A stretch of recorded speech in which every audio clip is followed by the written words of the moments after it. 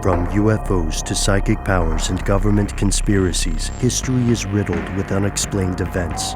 You can turn back now or learn the stuff they don't want you to know.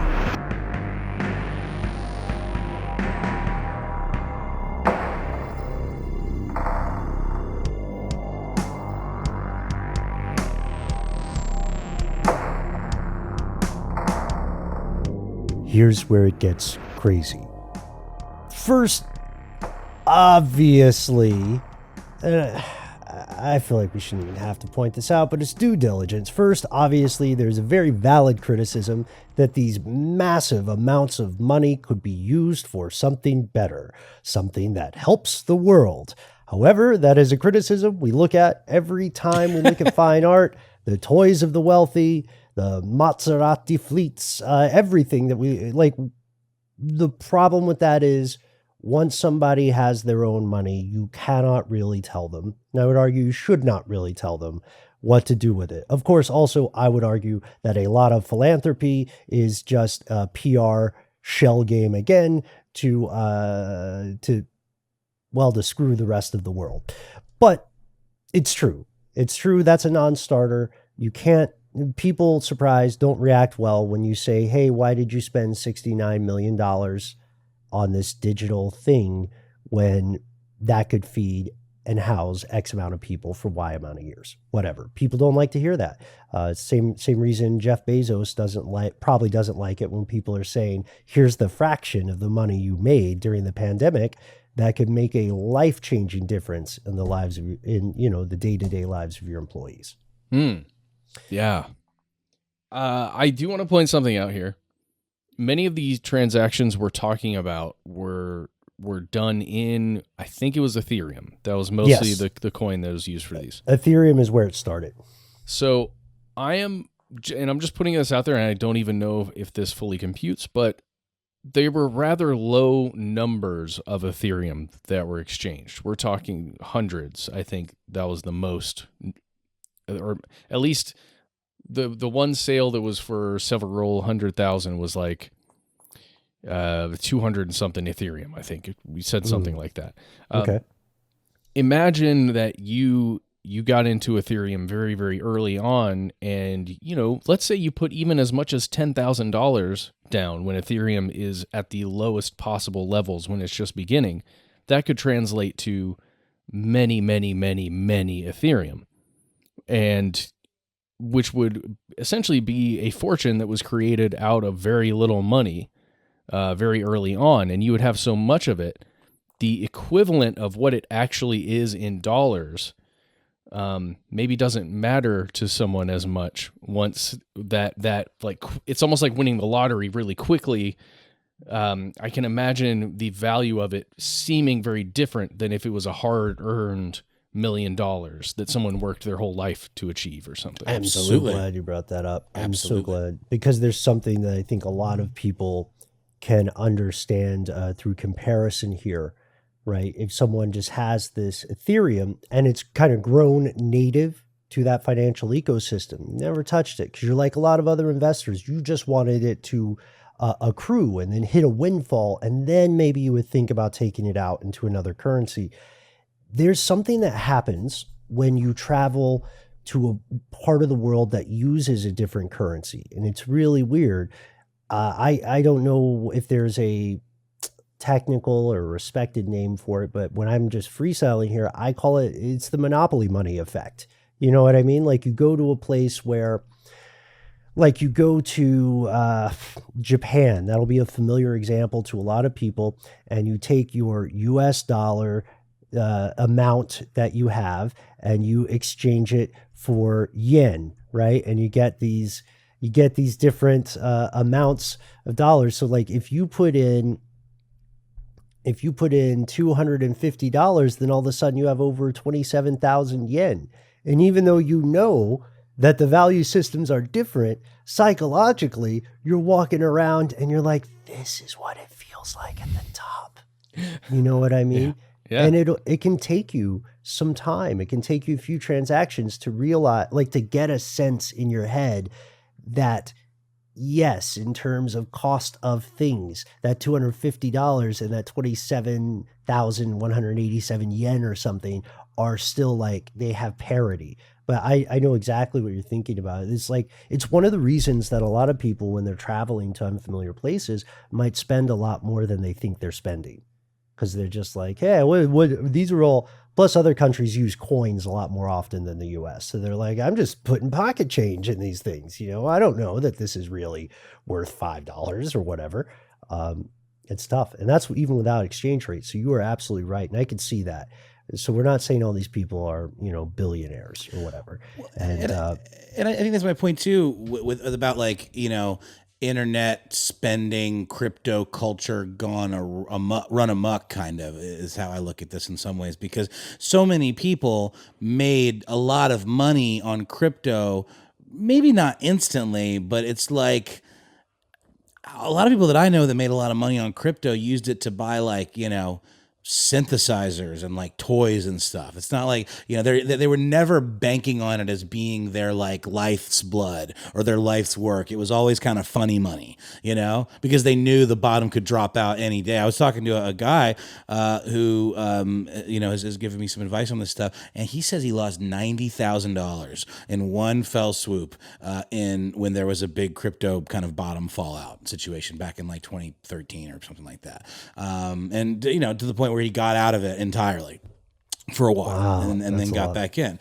But I'm just saying, like, I've known people in the past. I played in a band with a dude years ago who had all this crazy stuff, and it's because he lived with a dude who got in early with the crypto, with the Bitcoin stuff, and he got him into it, and he just had like funny money to just blow on whatever. Like it reminds me of like the kid in Big. You know what I mean? Like when you like all of a sudden you got all this money, you got more than you know what to do with. You just like buy yourself like a pleasure palace, It's just interesting because you're right. I think you're totally correct. It doesn't feel like earned. It just feels like frivolously created, therefore can be frivolously spent. I don't know. Yeah, and a lot of people already had a sort of separate existence. You know what I mean? A lot of people already had a day job where they were doing, so they had income. You know what I mean? And this stuff just kind of kept accruing in the background. So that makes sense. But there's something else we have to talk about. We've teased this a little bit. Crime. Non-fungible tokens get especially interesting when you talk about money laundering. So it's no secret that criminal elements use crypto money laundering to hide the dirty origin of various funds. The easiest way to do it, this is not financial advice. No one is telling you to do this. We cannot legally say this is roughly how you do it and get away. The most easy way to do it is kind of a three-stage process, which we can describe vaguely. You can purchase cryptocurrency with, like, let's say you have your dirty cash. Call it your fiat cash, right? If you want to get a little edgy about it. You buy your cryptocurrency with your fiat cash you got from running guns or or stamp fraud or something. I don't know. It's just stamp fraud still my favorite crime. And now that you have this and you have it in cryptocurrency, you have to be careful because crypto-based transactions, again, overwhelmingly, can be followed via the blockchain. However, once you've got these dirty coins in play, then you can do a couple things. You can use a service to make it a little more anonymous, breaking links between those Bitcoin transactions. That's possible. And then you have a legit excuse for that. You can say, well, I'm using that service because it provides even better personal privacy and security. The easiest way to wash it, which is interesting, is this. So like, let's say I've been running guns for a while, right? I had a crazy year during the pandemic. I got into a side gig and now I have a lot of money that I can't move because Uncle Sam will get after me. Then the easiest way, so I put it in Bitcoin or whatever, or I put it in Dogecoin or whatever. And the easiest way for me to get around the traceability there is to take not the money I had in cash, but the money I already put in one crypto coin and then wait for an ICO, an initial coin offering, because like we said earlier, there are tons and tons of different cryptocurrencies, different coins. And when that initial coin offering comes out, these are one of the businesses that does accept payment in cryptocurrency, aren't they? So now I just have to say, well, I'm going to buy in big with Ben coins or whatever, and I'm going to pay for it all with Bitcoins. And then boom, I have shell gamed the coins. And I've done so well enough that now people are not going to be able to say, hey, the origin of Ben coin is actually a crazy international trade in AR-15s and Kalashnikovs and crap like that. Boom, boom, boom. And the last thing you have to do is just integrate that money back into the legitimate financial system. And then you can just say, hey, like the thing is, this is where the unpredictability, volatility, fluctuation of cryptocurrency comes in, because you just wait till it gets to a really high point and be like, oh, yeah, I got it a while ago, and then this happened. And so now I guess I just got lucky, you know? And then I would say, not to lecture people, but I would say if you made it that far unscathed, maybe you can retire from the illegal gun trade. It's not a very smart business to be in, or it's not a very good business to be in. And this can get you around stuff like income from drugs, from trafficking, from weapons sales. It can help you dodge taxes, possibly. To me, the most interesting thing, I think maybe we talked about this a little bit, is how useful is this for state actors who don't want to get caught paying for someone for an illegal activity? How useful is it if you want to get around sanctions, right? To buy stuff and to accrue funds. And all that stuff is important, right? Because we are talking about crime, we're talking about human lives. But there's another much bigger problem, which people are only really now starting to understand in mainstream conversation. And that's this: the crime, the legit stuff, none of this can happen if we can't maintain life on Earth in some way. One of the biggest problems with cryptocurrency and with NFTs is, in fact, the environment, and in a very not cool way. That's right. It's absolutely a detriment to the environment. The technology, the amount of electricity, the amount of resources and infrastructure required to process just one transaction. Bitcoin in general could potentially leave a carbon footprint the size of the entire region of London. It all goes back to how these things are created. New Bitcoins are created by this idea of mining coins, which is the extra CPU intensive process. It requires like thousands and thousands of these complex calculations. The more Bitcoins there are, the longer it takes to mine new coins, and the more actual electricity it takes. That blew my mind when I first understood that. But when you really start digging in, you realize, no, this is very, very much a real thing. Yeah, there's some fascinating and not super not super happy research into this. There's a Dutch economist named Alex de Vrij who found that the energy use here is growing at this breakneck pace because it takes longer to mine, one Bitcoin to complete the math there. Now the energy use, he estimated by 2017, the energy use was already 30 terawatt hours a year. So that's where he gets that London number from, because he said back in 2017, 30 terawatts a year was the same amount of energy used for the entirety of Ireland.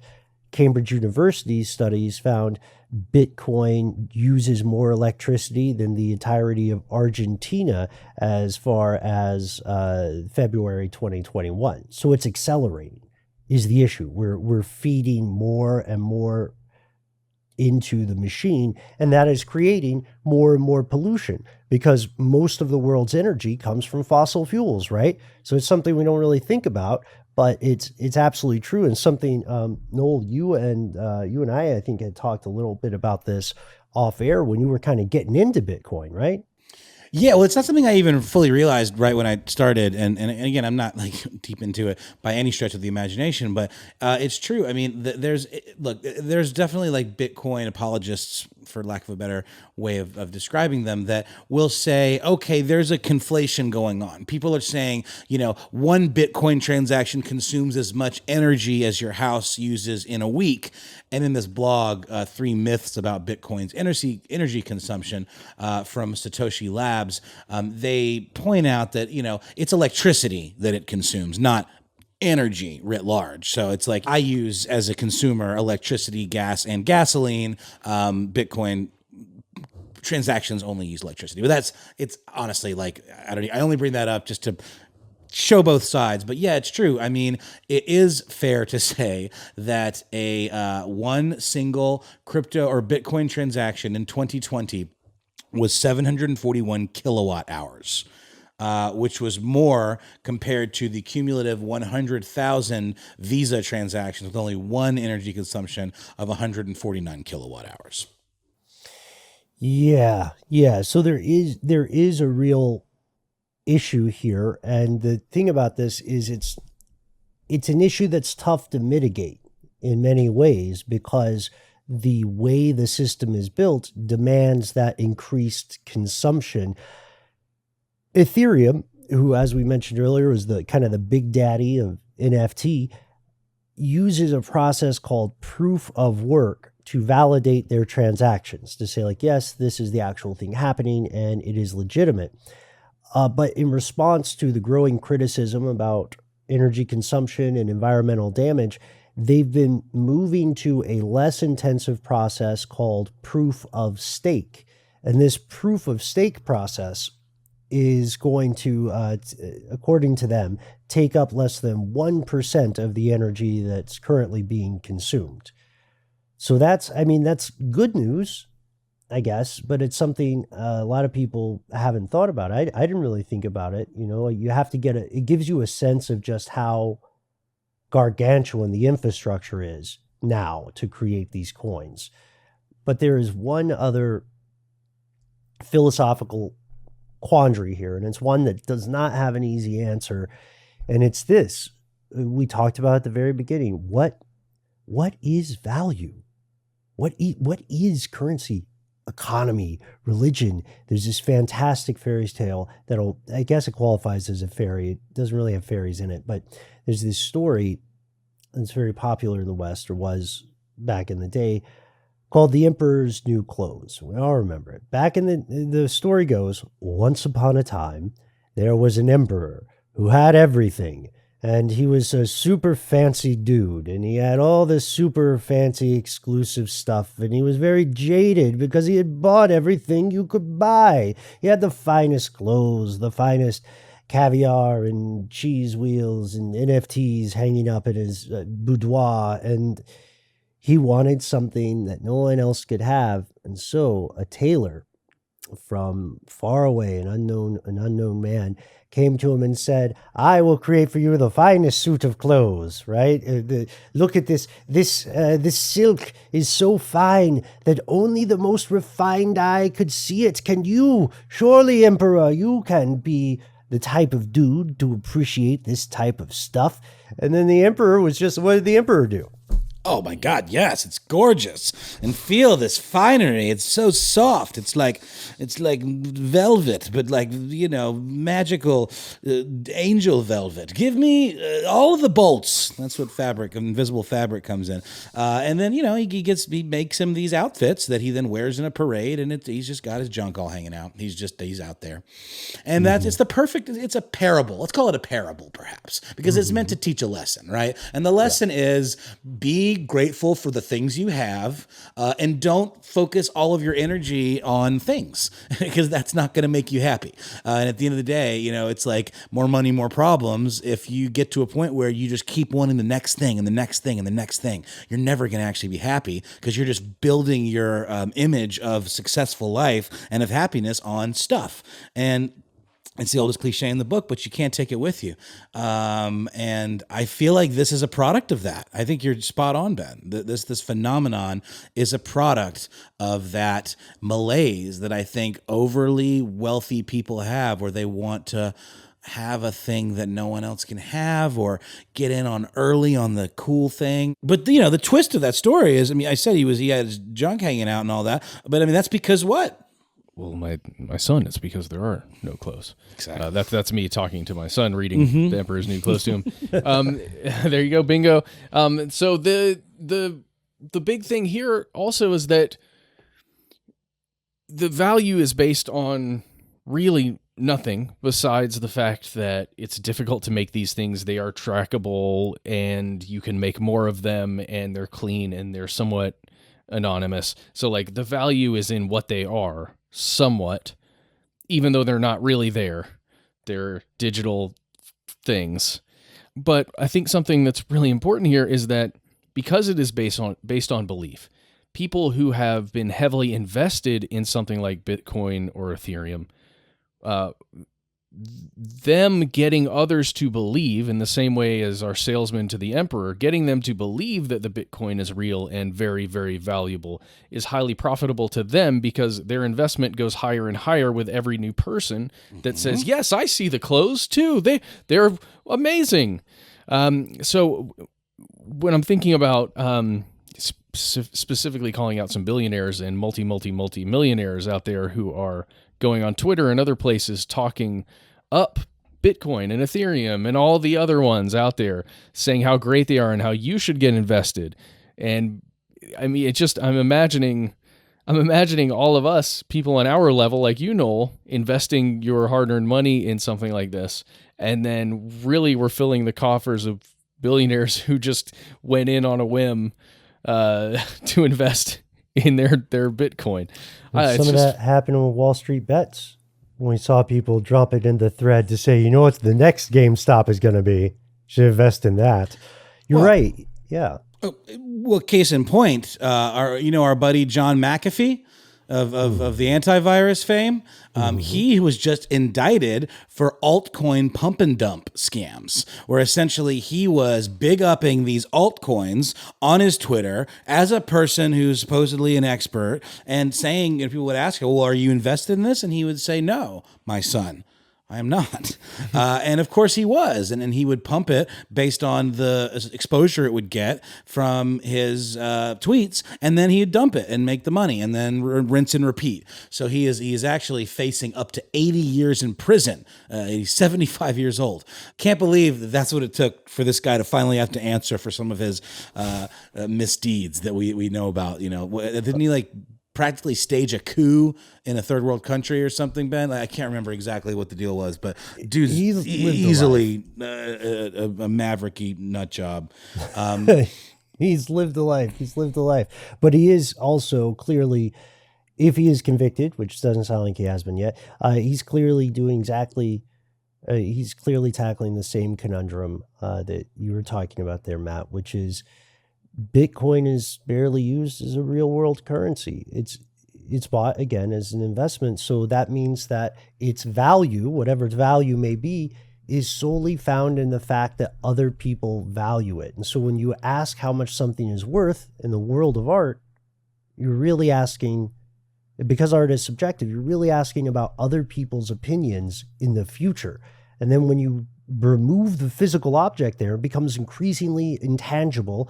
Then this question becomes more and more important and even more difficult to answer. No one does have an answer yet. And I think we're endeavoring to be very fair about this. You want to support your favorite artist, then by all means. Do you want to spend your money on what you want to spend it on? Then, by all means, as long as you're not hurting somebody, it's pretty much up to you, right? That's not a crazy take. I completely agree. And if I could, I would just love to return briefly to that $69 million NFT auction at Christie's by the artist Beeple, who I think is cool. I like his art. I followed him on Instagram for many years now. But the piece that he auctioned off was called The First 5,000 Days. Every day is the first 5,000 days. And if you look at it big or zoomed out, it just looks like a mosaic with all these tiny little squares. All the tiny little squares are 5,000 of his artworks that he has published in digital form on his Instagram over the years. And I recognize many of them. Now, to be completely transparent, there are some eagle-eyed folks that have searched through some of those images and found some kind of racist and problematic images in there. So I'm having to reassess my feelings about Beeple. But your feelings about his art and his politics aside, he was paid his cut, $53 million of that $69.3 million sale in Ethereum. Guess what he did? He converted it to US dollars instantly. and said he did so because he goes, boom, $53 million in my account. Like, what the fuck? I'm not remotely a crypto purist. I was making digital art long before any of this shit. And if this NFT stuff went away tomorrow, I would still be making digital art today.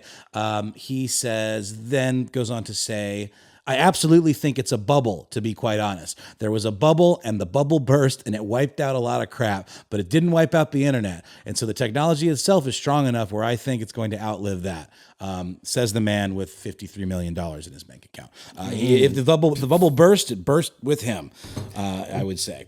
Well, but clearly not. Well, there's another thing I'm sure a lot of our fellow listeners were waiting for us to mention. Banksy, or people claiming to be Banksy, sold a NFT just earlier this month after the original was physically burned in Brooklyn. This is the first for the art industry. The piece was, by the way, you gotta love this Banksy approach. The piece was called Morons. It pokes fun at art collectors. It had been burned by a team of crypto enthusiasts at, quote, a discreet location in Brooklyn. They sold this NFT of this thing that no longer physically exists for $38,000. So what were those folks buying exactly? Were they buying something unique that only they could appreciate? Or were they buying the emperor's new clothes? I think it's a fair question. It is, and it reminds me of another Banksy stunt where he had a piece in a frame of, like, I think a little girl with a balloon or something like that, and he posted a video that was either him or I think Banksy's a group of people, but he posted a video, or they posted a video from the audience in the auction, and right as it was auctioned off with the final, call of the auctioneer, the frame shredded the piece before everyone's eyes. And guess what that made it? More valuable.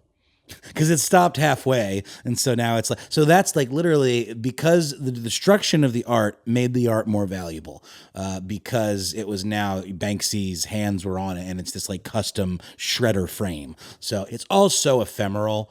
And I think it's no